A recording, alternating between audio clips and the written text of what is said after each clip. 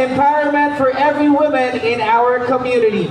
Please join me in warmly welcoming the esteemed Regional Director of the Department of Social Welfare and Development, Field Office 10, Director Glufelia Huayan. A round of applause, please. Thank you. Grabing energy, no? Sa'yo, dito ni Women's Month.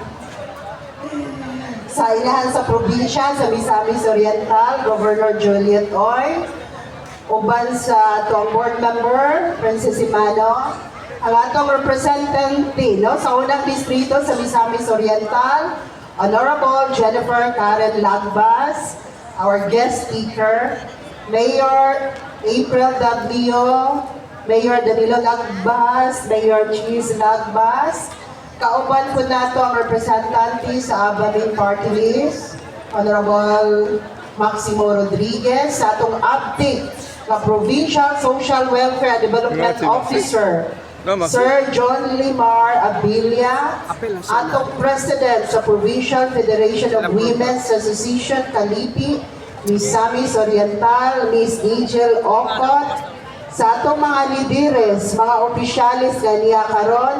Of course, hindi na ko malimtan ang tanang MSWDO, among forever partner sa DSWD.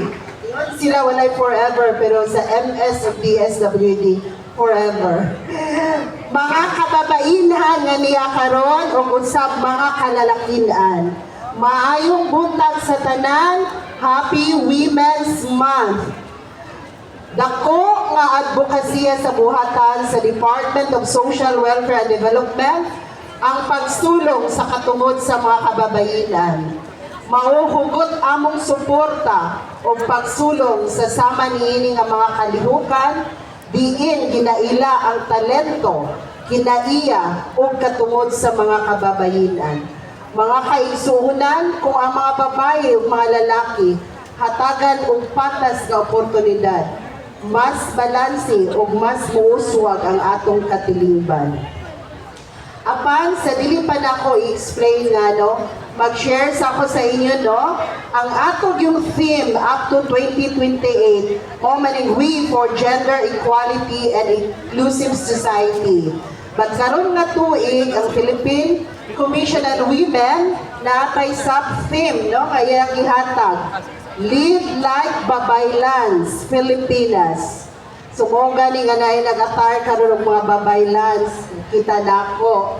Mangutana to, mangutana ta, unsa man di ay, nganong live babaylans man.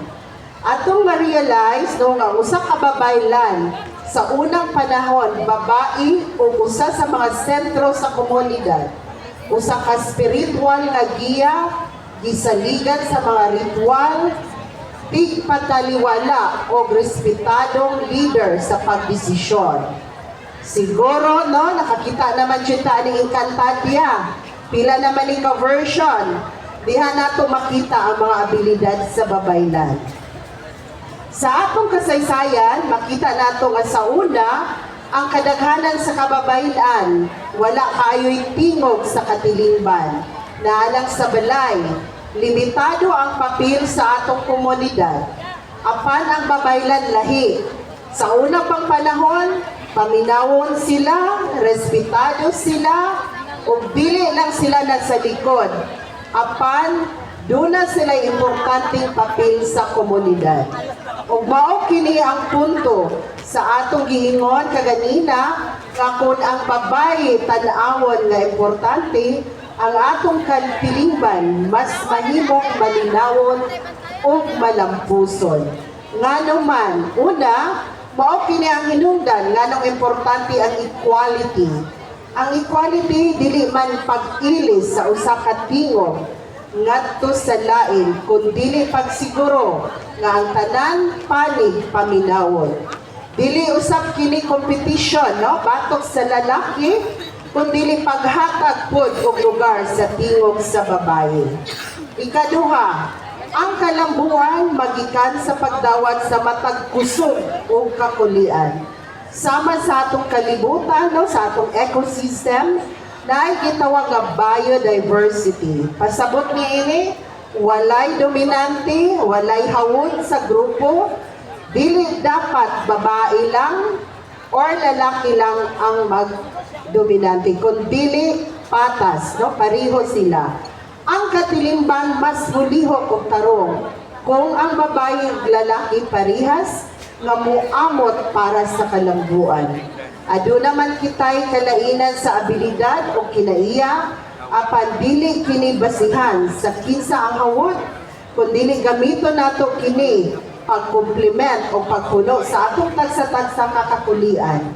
Sama sa usa ka panimalay, mahimong malinawon kung magtinabangay o magsinabtanay ang magtiayon sa ilang usok o kahuyang.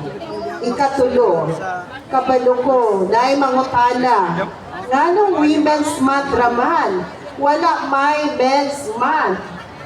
Nakadungog ba mo ana sa TV, no? Sa atong Senator Tulfo, pag-file siya bill para sa mga kalalakinan nga gidaog-daog. O yan ba wala, sir? Pero, unang-una, before to mag-file of bill, iba naman rin si Congressman, dapat na data. Karon, at Tubos Police Station, na may nagpag-latter, nagkulata sa ilang mga asawa? Dito, wala, no? Halos wala. Because of stigma. Diba? Ang atong gingon, ang lalaki dapat isog. Ang lalaki dapat dili muhila. So, isa na sad sa struggle sa mga kalalakian. Nganong na may VAUSI, Violence Against Women and Children, pero walay specific para sa mga lalaki. Ang tubag, anaa sa kasaysayan, no? Sa una, kababainan kulang sa batakang balaod, alang sa ilang katungod o oportunidad. Dili sila makapanag-iya og yuta, dili makaskwela, kay magminyo ng ug mag-atiman sa mga bata. Dili pwede magsundalo, magpulis, magdoktor. So, doon na siya'y limitasyon sa iyang oportunidad. Dili patas ang bayad sa trabaho, kay mas dako yun ang kita, no, sa lalaki, bahalag parihas sila og trabaho. Tungod ni ini, nilihok ang mga kababainan sama sa Women's Month. Dili lang kini sa Pilipinas, but sa tibuok kalibutan. Nalampos nato ang daghang kalisdanan o hinay-hinay na nga nabago. Karon, arang-arang na ang kahimtang sa kababainan. Sa gingon na, daghan ng lideres ng mga babae, apan daghan paghihapon ang dapat buhaton. Dili lang dinhi sa Pilipinas, kundi sa tibuok kalibutan. So kung ingon pa nila, no, layo na atong naaptan, pero layo paghihapon. Apan gusto po na ko ipahinumdum, kung ang lalaki mo'y biktima sa pangabuso, doon na sa'y mga balaod. Na nagpanalipod usap kanila, dili lang siya special, no? Unlike sa women. Ang kinahanglan nato labanan ang stigma nga ang lalaki dili dapat muhila, dili dapat mangayong tabang, dili dapat magpakita sa iyang kahuyang. Apan bahin kini sa pagkatawo. Hinumduman nato tanan, bisan VAUSI man o laing kabalaod, ang hustisya patas, basta dunay likod nga ebidensya para kini sa tanan, babae man o lalaki. Sa dili pa nako tapuson, sa ngalan sa DSWD, gusto ko magpasalamat kaninyo sa inyong kanunay pag-abag kanamo sa pag-alagad nining sektor sa kababayenan. Sa kanunay ninyo pag-fight, no, sa inyong munisipyo, sa inyong rights, opportunities, mga programa bahin sa kababayenan.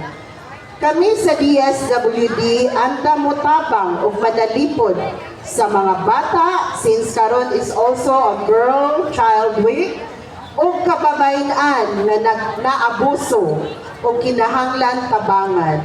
Amo may pahibalo, aduna kitay centers para sa mga abused, neglected, and abandoned. Nakitay home for girls, nahimutang diha sa ato ang regional office no sa regional compound. Doon na po kita regional haven for women na dito sa Alae.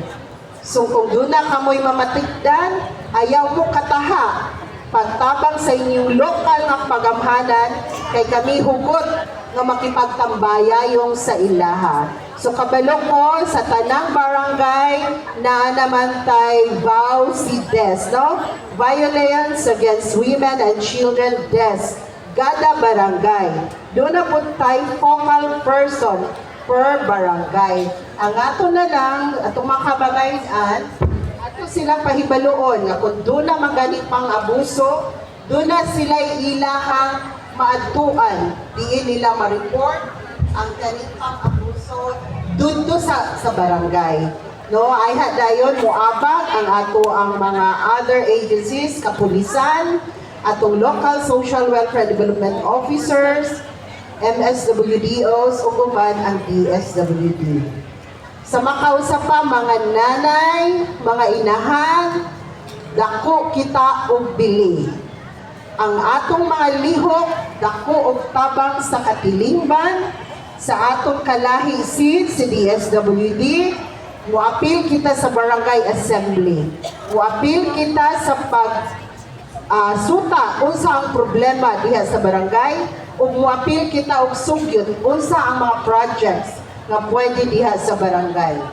Salamat sa pagpadako og sakto sa inyong mga anak, pag-atiman sa inyong bana, pagdumala sa inyong panimalay, pagpanarbaho, pagpakikita sa tinuod nga abilidad ug ikatabang sa kababayenan. Busa maglaog kita nga moabot ang panahon nga dili na ta kinahanglan magsaulog og Women's Month kay ang tanang babae doon na nagpatas nga oportunidad ug panginabuhi nga malinawon ug luwas diha sa katilingban. Sa makausap pa, maayong buntag sa tanan, Happy Women's Month!